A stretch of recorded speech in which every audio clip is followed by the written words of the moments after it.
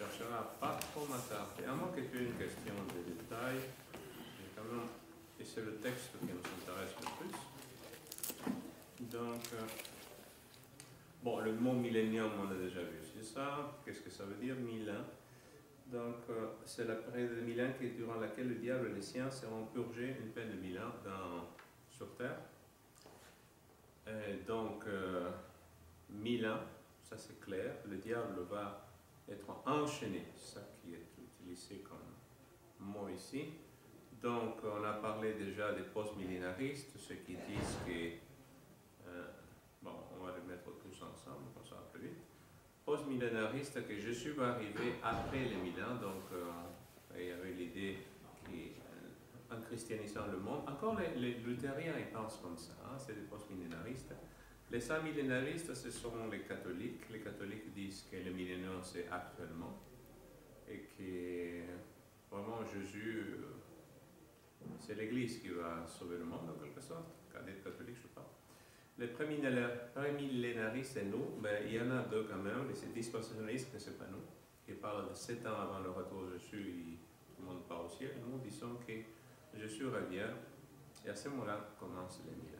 Bon. Donc, après le chapitre 20, verset 1er. Donc, puis je vis un ange descendre du ciel, il tenait à la main la clé de l'abîme et une grande chaîne. Donc, c'est qui cet ange? Ben, si tu regardes bien dans la Bible, le seul ange qui s'attaque directement à Satan, c'est Michel. On le trouve à Daniel, on le trouve à Jude, d'accord? Mais ça, on l'avait vu. Oui, on l'a déjà vu. L'autre précédent, tu l'effaces, et celui-là, ça va être le chapitre 20, parce qu'on n'a pas vraiment fait ça. D'accord? Donc, c'est Michel qui se bat avec Satan pour le corps de Moïse, tu te rappelles, Jude? D'accord? Donc, c'est encore Daniel à 2 reprises, c'est Michel qui se bat pour le peuple de Dieu contre Satan. Donc, quel est le seul ange, entre guillemets, qui peut s'attaquer à Satan? Ben, c'est Michel, et Michel, c'est Jésus. D'accord? Donc, c'est comme ça qu'on déduit qu'il s'agit de Jésus. D'autres détails, il y a à la main la clé de l'abîme, donc la capacité d'ouvrir l'abîme. C'est bon, de rendre cet lieu un abîme, donc la terre. Et une grande chaîne, donc c'est sûr que ce n'est pas une vraie chaîne, quoi, c'est une capacité que seulement Dieu lui-même, donc Christ, il a, d'enchaîner Satan. Donc, et voilà, verset 2, il s'empara du dragon, le serpent ancien, qui est le diable et Satan, l'enchaîna pour 1000 ans, et il le jeta dans l'abîme. D'accord? Il est jeté dans l'abîme. Donc, qui sont, on a lu Ésaïe 24, verset 21 à 22, donc qui sont ce texte, on nous parle aussi de la même chose. Qui sont ceux qui sont enchaînés? Ben, c'est les démons qui sont enchaînés dans Ésaïe aussi, pendant un certain temps, pendant plusieurs jours, dit le texte. Ici, on aura quelque chose de précision un peu plus, donc c'est 1000 ans. Mais qu'est-ce que c'est l'abîme? D'accord? L'abîme, si tu remarques, ça c'est Luc, je l'aime bien celui-là. Luc chapitre 8, verset 31, c'est le Gadarien. Le Gadarien qui, c'est pas lui, mais c'est les démons qui sont en lui qui parlent, et lui disent à Jésus, verset 8, le verset 31, il suppliait Jésus de ne pas leur ordonner d'aller dans l'abîme. Les démons ne veulent pas aller dans l'abîme. D'accord? Pourquoi les démons ne veulent pas aller dans l'abîme? On dirait que l'impression que ça donne, et il y en a plusieurs versets, donc on va lire celui de Jude 6, parce qu'il est aussi intéressant. Jude 6. Voilà. C'est 6. C'est le même mot en grec? Oui, en grec, c'est le même mot. Ouais. Le 6 dit, quant aux anges qui n'ont pas conservé leur rang, mais qui ont abandonné leur demeure propre, il les a enchaînés éternellement dans les ténèbres pour le jugement de grand jour. Donc, ce n'est pas le seul verset, il y en a d'autres, mais en gros résumé, l'idée qu'on a dans la Bible, c'est que tous les anges démoniaques ne sont pas actifs actuellement. Il y a comme une partie d'entre eux qui sont dans une place qui s'appelle l'abîme.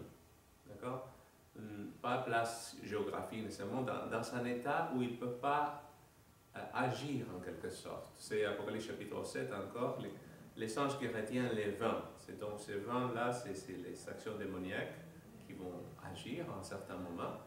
Donc, et en quelque sorte, ils sont contraints de ne pas agir totalement. Donc actuellement, sur les milliards de démons qui existent, qui sont sur Terre, il n'y en a pas tous qui ont la possibilité d'agir. Mais on a compris à partir de, par exemple, chapitre 14, qu'on connaît bien, qu'à partir du jugement, les vents vont commencer à être lâchés. D'accord? C'est ça qui laisse comprendre aussi le chapitre un petit peu plus loin, 16-17. D'accord? C'est-à-dire, à fur et à mesure que le temps s'approche de la fin, ces vents, c'est-à-dire ces démons sont relâchés en quelque sorte. C'est-à-dire, actuellement, les démons agissent beaucoup plus qu'avant 1844 d'une certaine façon. D'accord? C'est ça qu'on laisse comprendre l'Apocalypse. Donc, jusqu'à quel moment ils ne le retiennent plus, donc ça va être à l'appareil. Je ne sais pas que ça va arriver. Donc, on se dit, comment c'est difficile de faire l'évangélisation actuellement en certaines choses. Bah, les démons sont davantage agissants. Donc, c'est sûr qu'on est d'une certaine façon, on est en puissance inégale, parce que de plus en plus, eux, ils sont actifs. Mais de l'autre côté, Dieu veut agir par son esprit aussi. Donc, il y aura des choses merveilleuses qui vont être faites par ces démons certainement. Donc, juste je mentionne, c'est par rapport aux démons, parce que c'est ça qu'il s'agit. Donc, l'abîme, une place ou peut-être une condition dans laquelle certains des anges démoniaques se trouvent. Et ici, avec le Gadarien, les démons lui-même, ils demandent à Jésus, ne nous envoie pas là-bas. On aimerait rester quand même et continuer à embêter les gens, en quelque sorte, comme le Gadarien, quoi. Et donc, tu vois, ils ne veulent pas y aller. En tout cas, ils ne veulent pas se trouver dans cette situation qui est l'abîme. D'accord? Voilà. Donc, à partir du chapitre 20, le verset, c'est la suite. Et le verset 3, il dit, voilà, et il le ferma, il scella l'entrée au-dessus de lui, afin qu'il n'égare plus les nations jusqu'à ce que les 1000 ans soient passés. Après cela, il faut qu'il soit relâché pour un peu de temps. Donc, qu'est-ce qu'il va faire? Il va le prendre, mais ça, il l'enferme, et il scelle l'entrée dans l'endroit. Donc, Matthieu chapitre 27, verset 66, il parle du tombeau de Jésus. Tu te rappelles, la grosse pierre a été mise, on a mis une sorte de corde, et avec un seau dessus. Ce seau, c'est un symbole de protection qu'il ne faut pas le bouger. Bon, c'est une façon à l'époque de préserver quelque chose. Si jamais le seau était cassé, ça veut dire que quelqu'un avait violé l'autorité de celui qui avait mis le seau. Ça, c'était grave. D'accord? Donc, le seau indique qu'il ne faut pas toucher, quoi, en quelque sorte. C'est protégé d'une certaine façon. Alors, les femmes qui sont venues pour embaumer le dimanche, est-ce qu'ils savaient qu'il y avait un seau? Parce que bien sûr, on n'était pas supposé de l'ouvrir. Mais elles ne l'ont pas ouvert. La porte était déjà ouverte. Oh, exactement. Mais elles sont venues quand même. Ils sont venus, mais ils avaient C'est par la foi seulement. Non. Rappelle-toi une chose. Donc, il y a le seau, il ne faut pas l'ouvrir. Pourquoi sortir le corps, c'est le but. D'accord? Donc, mais c'est fort probablement que Pilate ou autre aurait autorisé qu'on pouvait aller et mettre des produits sur le corps du mort, d'accord? Mais pas le sortir. C'est-à-dire, il protégeait le lieu des voler le corps, quoi. C'est ça le but. C'était ça le travail des soldats. Donc, les dames pensaient qu'un soldat viendrait pour leur ouvrir la pierre et pouvoir faire le travail, comment dire, pas travail, mais en tout cas, un dernier hommage à Jésus mort, en quelque sorte. Elle espérait. Et tu sais que celui qui a l'espoir attend. C'est pas sûr qu'il l'ait ouvert, parce qu'il y avait 3 jours au moins qu'il fallait qu'il le garde. C'est ça qui avait été la charge de ces soldats, donc il aurait fallu qu'elle revienne peut-être 2-3 jours plus tard. D'accord? Donc c'était ça la demande de Pilate. Mais la porte était déjà ouverte. Oui. Donc, je disais, donc le millénaire est encadré par deux résurrections, on le connaît assez bien. La résurrection des justes pour la vie au commencement de cette période et la résurrection des perdus à la fin des millénaires. Ici, sur ces sujets, il n'y a pas grand monde qui soit d'accord. Nous, c'est notre façon de voir les choses. D'accord? Donc, il y en a certains qui pensent que, par exemple, lors de la résurrection qu'on va voir ici un peu plus tard, c'est toutes les personnes qui vont être jugées. D'accord? Et ils ne croient pas au jugement préliminaire comme nous. D'accord? 1844 et la suite, ils n'y croient pas. Mais je me demande comment Jésus va faire pour venir chercher les siens s'ils ne sont pas jugés. Parce que Jésus cherche les justes, parce que ça veut dire qu'ils ont été jugés. Tu comprends ce que je veux dire? Parce que le jugement, ce n'est pas pour lui. Lui, il sait qu'ils sont les bons. Mais les anges, les êtres d'ailleurs, il faut qu'ils soient sûrs que ceux qu'on amène, c'est les bons. Comment faudrait-il les juger après les 1000 ans? Pour être sûr, c'est compliqué. Tu comprends? C'est illogique. Ça ne tient pas. D'accord? Donc, avec le texte lui-même. Mais il y en a certains qui pensent comme ça. Donc, voilà. Jésus avait dit, dans le chapitre 5, qu'il y a deux résurrections, quoi. Il y a à peu près la même idée. Ce n'est pas le seul endroit, mais dans ce texte, c'est assez clair. Par contre, il faut le dire, 5 verset 25, il dit, en vérité, moi je vous le dis, l'heure vient, elle est déjà là, où les morts entendront la voix du Fils de Dieu, et ceux qui auront entendu vivront. D'accord? J'avance un petit peu, verset 28. Ne vous étonnez pas, car l'heure vient où tous ceux qui sont dans les tombeaux entendront sa voix et ils sortiront. Ceux qui auront fait le bien ressusciteront pour la vie, mais ceux qui auront fait le mal ressusciteront pour le jugement.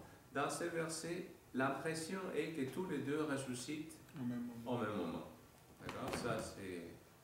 Ça, c'est le grand problème. Donc, c'est pour ça. Et non seulement ça, tu lis Évangile de Matthieu, verset 25, chapitre 25, et il dit aussi, jugement des nations, d'accord, le bouc et les brebis, tu connais bien. Toutes, verset, je lis, et ça c'est Matthieu 25, verset 32, toutes les nations seront rassemblées devant lui, il séparera les uns des autres comme le berger sépare les brebis des boucs, il mettra les brebis à sa droite et les boucs à sa gauche. Alors le roi dira à ceux qui seront à sa droite, tu connais, d'accord? Donc, mais il y a les deux groupes en même temps? Oui, les deux groupes sont en même temps. C'est certain, mais d'après l'Apocalypse, si on lit bien comme il faut, il y en a ceux qui sont dans la Nouvelle Jérusalem et ceux qui sont hors de la Nouvelle Jérusalem. Ça, c'est la grande différence. Ceux qui sont dedans sont sauvés déjà. Ont déjà passé 1000 ans avec Dieu. Les autres, ils sont dehors. S'ils sont dehors, c'est parce qu'ils ne sont pas du bon côté. D'accord? Donc, mais c'est sûr qu'avec des textes qui les mettent... Mais pour être jugé, est-ce que ce mot jugé, c'est jugé ou bien c'est puni? Mais c'est ça. Donc, dans tout jugement, il y a plusieurs étapes. Par exemple, il y a le texte qui dit « Nous serons tous jugés ». D'accord? C'est Paul qui dit « Nous serons tous jugés ». Et c'est vrai, nous serons tous jugés. Mais par exemple, voilà, un texte de l'Évangile des Jean, que certains protestants utilisent pour dire « Mais nous, les justes, on ne sera pas jugés. » Ce n'est pas tout à fait ça qu'il dit Jésus. Jésus dit « On ne sera pas condamné. » D'accord?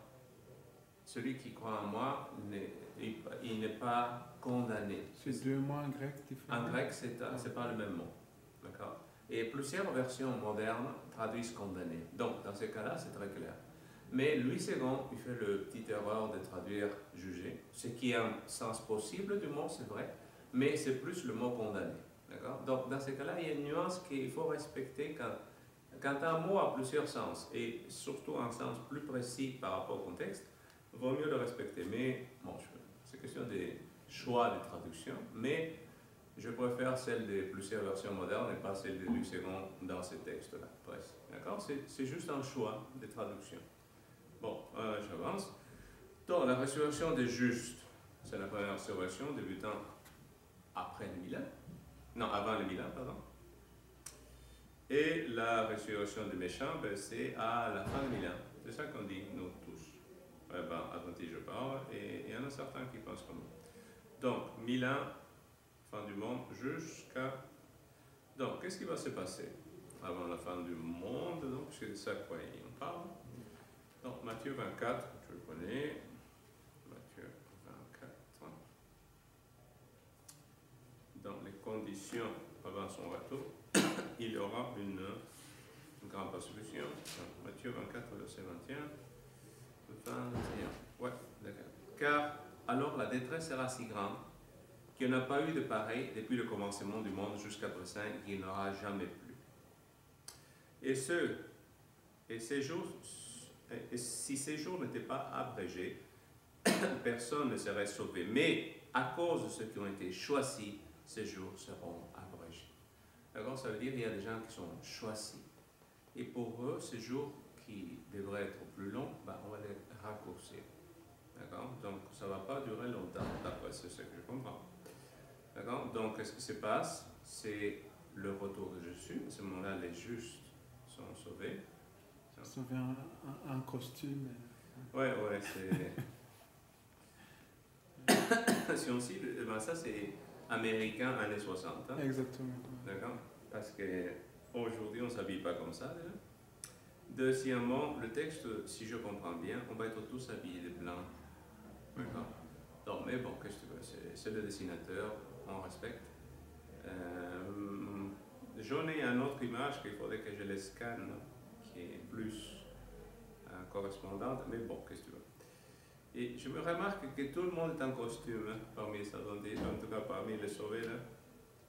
Et ils ne sont pas froissés, rien, tu sais.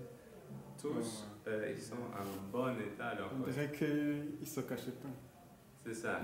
Parce que s'il a fallu se cacher, ils seraient au moins avec la barbe de quelques jours. Tu comprends? Pour moi, je ne sais pas. En tout cas, mais c'est pas moi qui ai fait le dessin. Donc, mais peut-être avec la transformation, donc parce qu'on va être transformé, c'est ça qu'il dit en Corinthiens 15.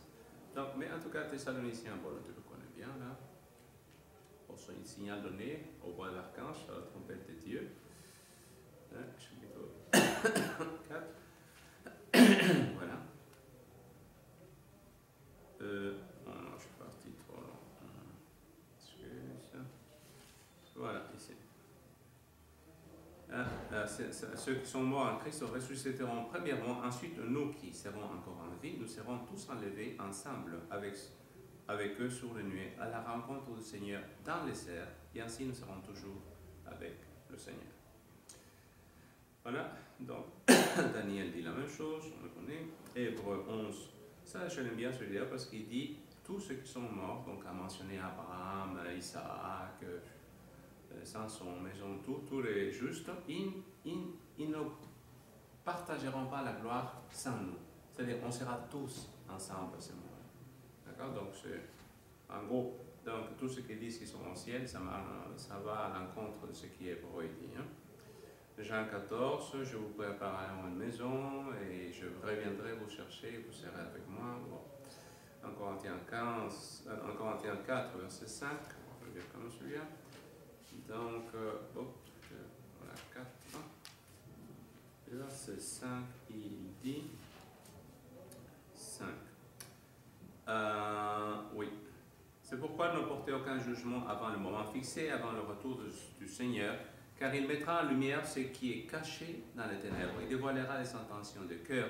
Chacun recevra alors de Dieu la louange qui lui revient. D'accord? Ce n'est pas la peine de juger aujourd'hui. Lui va être sauvé, lui va être perdu, lui c'est comme ci, lui c'est comme... il faudra être très humble là-dessus parce qu'on n'en sait rien.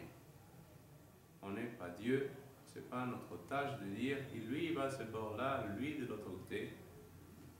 On va être très surpris ces jours-là. Ce qui est drôle sur la photo, je vois deux Jésus. Ah, bah oui. Pourquoi? Parce que ah ouais? Oui, c'est logique. Okay. Il est notre avocat et il est notre juge. Forcément de Jésus. son clone. Ouais.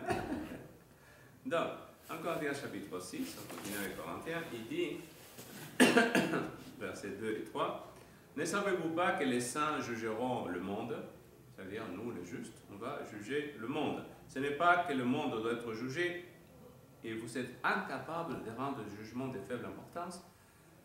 Ne savez-vous pas que nous jugerons les anges, combien plus les affaires de la vie courante. Donc on va juger qui? On va juger le monde, les gens, et on va juger les anges. Juger, mais pas décider s'ils vont être sauvés ou perdus, d'accord? Mais juger en tant que, comment dire, témoins qui vont déterminer, dire oui, Dieu a bien fait son travail en quelque sorte, d'accord? Matthieu 19, le verset 28, c'est dit à peu près la même chose. Matthieu 19, le verset 28, dit, donc, je vous le dis en vérité, quand le Fils de l'homme au renouvellement de toutes choses sera assis sur son trône, vous qui m'avez suivi, vous serez de même assis sur 12 trônes et vous jugerez les 12 tribus d'Israël. D'accord? C'est qui les apôtres sont appelés à juger les 12 tribus d'Israël, bon, le peuple de Dieu.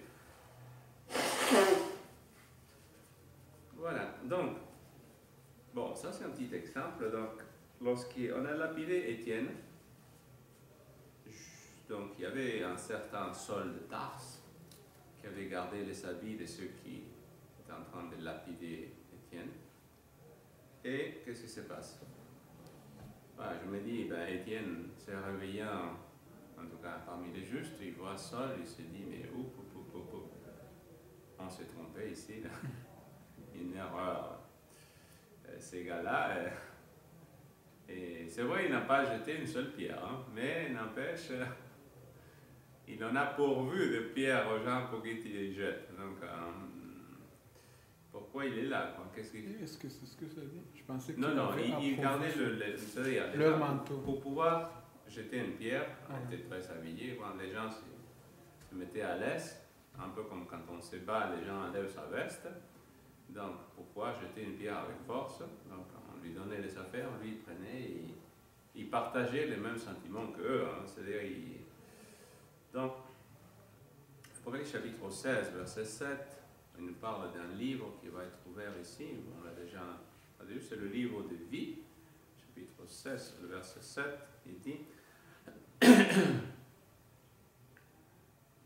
tes jugements, oui, et j'entendis de l'autel une voix qui disait, oui Seigneur Dieu Tout-Puissant, tes jugements sont vrais et justes.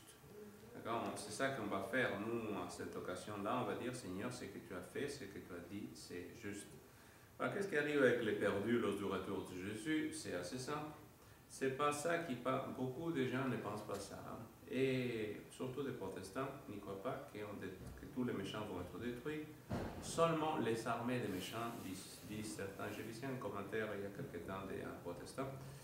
Et il disait, c'est seulement l'armée satanique qui va être tuée, mais tous les autres gens qui ne font pas partie de l'armée satanique vont rester sur la terre pour être gouvernés par Dieu, par Jésus pendant 1000 ans, avec les justes, avec ça. Et les Juifs vont pouvoir retourner en Palestine, blablabla. Bon, je ne sais pas comment il arrive à ça, mais c'est leur point de vue. Donc, après le chapitre 11, et le verset 11, il dit, 11, voilà. Après les 3 jours et demi, un esprit de vie venant de Dieu entre en eux, et il s'étend sur le pied, un grand crainte s'entend. 11. C'est ça, tiens. Bon, 2 Thessaloniciens. Bon, on va pas. Je pense que je vais tromper de chiffre. C'est pas grave. En Thessaloniciens, bon, le plus connu sont Thessaloniciens. Hein. Thessaloniciens, il dit assez clair. 2 Thessaloniciens, oui. Le premier, on l'a, je pense qu'on l'a déjà mentionné, je ne sais plus. Et versets 7 et 8, voilà. Le Seigneur Jésus apparaîtra du ciel avec les singes de sa puissance au milieu d'une flamme de feu pour punir ceux qui ne connaissent pas Dieu, ceux qui n'obéissent pas à l'évangile du Seigneur Jésus-Christ. Ils auront pour peine une ruine éternelle loin de la présence du Seigneur et de la gloire de sa force. D'accord? Jésus vient, il brûle tout le monde. Donc, c'est ça qu'il dit, toujours chapitre 2, verset 8.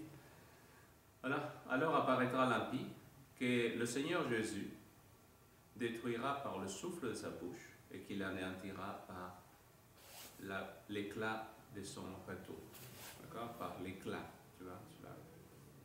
Ça brille tellement qu'il détruit les méchants. Donc, Apocalypse 11, 18, bon, celui-là on le connaît, par contre plus. 11, 18, c'est un verset que les écologistes utilisent pas mal. Donc, détruisent la terre. Exact. 11, 18, il vient pour détruire ce qui détruisent la terre. Voilà. Seigneur, voilà. Et pour détruire ce qui détruisent la terre, c'est ça. Il revient pour détruire ce qui détruisent la terre. Donc, Luc nous dit que ça va être comme du temps de Sodome et Gomorrhe. Hein. Sodome et Gomorrhe va être détruite par comment? Par le soufre, le feu, le soufre qui tombèrent du ciel. Eh bien, il dira, c'est la même chose, c'est pareil, exactement la même chose à la fin. Donc, les justes vont être détruits par la chaleur. Luc 17, verset 26. Voilà, ce qui arriva à l'époque de Noé arriva de même au jour du Fils de l'homme, les hommes mangeaient, buvaient, etc. Puis le déluge est venu et il les a fait tous périr.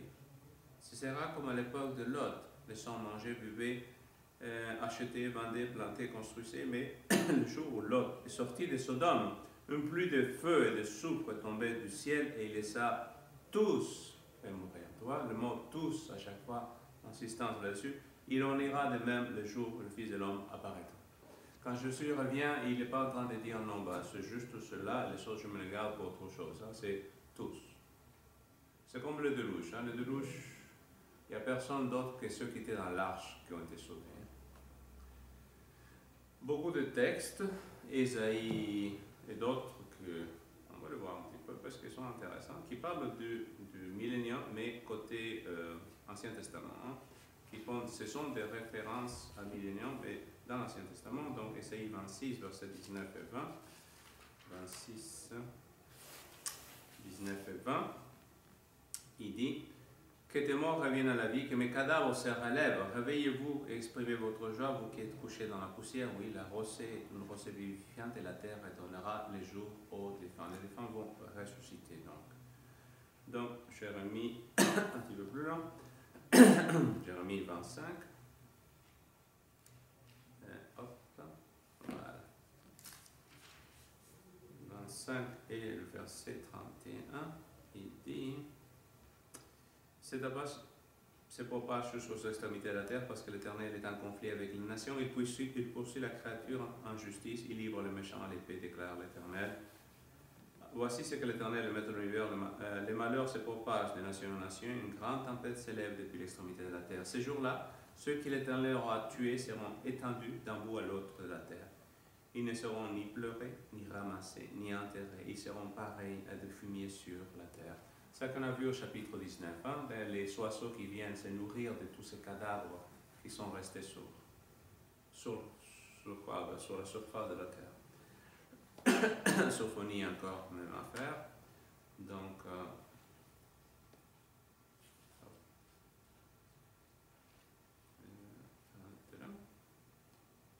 voilà, Sophonie, chapitre 1er, le verset 2 et 3, il dira, je ferai tout disparaître de la surface de la terre, déclare l'Éternel, je ferai disparaître l'homme et la bête, les oiseaux du ciel, les poissons de la mer et tout ce qui trébuche. Fait trébucher les méchants, j'exterminerai le sang de la surface de la terre, déclare l'Éternel. Verset 14 et 15. Le grand jour de l'Éternel est proche, il arrive très vite. Le jour de l'Éternel fait entendre sa voix et l'Europe pousse des cris amers. Ce jour est un jour de fureur, un jour de détresse et d'angoisse, un jour de ruine et de destruction, un jour de ténèbres et d'obscurité, un jour de nuages et des brouillards. D'accord? Donc, Zacharie, chapitre 14. 14, versets 12 et 13, il dit, voici le feu dont l'Éternel frappera tous les peuples qui auront combattu contre Jérusalem. Il fera pourrir leur chair pendant qu'ils seront debout, leurs cieux pourriront dans l'orbite et leur langue pourrira dans leur bouche. Ce jour-là, l'Éternel provoquera une grande panique parmi eux. Chacun empoignera l'autre. Ils s'élèveront la main les uns contre les autres, etc. Bon.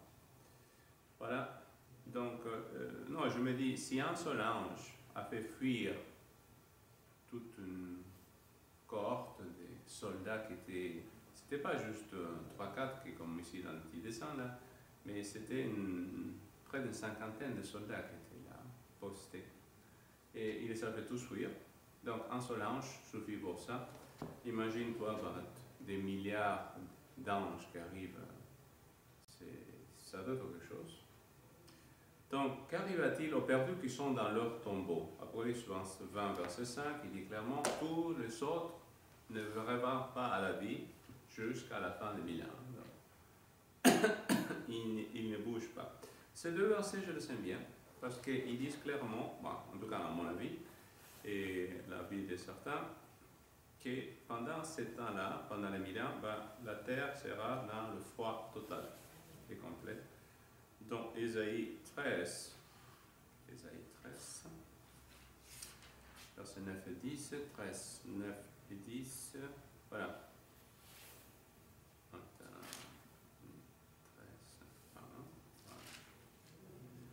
Le jour de l'Éternel arrive, c'est un jour cruel, un jour de colère et d'ardente fureur qui transforme la terre en désert, faisant disparaître le pécheur de sa surface. En effet, les étoiles du ciel et leurs constellations ne diffuseront plus leur lumière.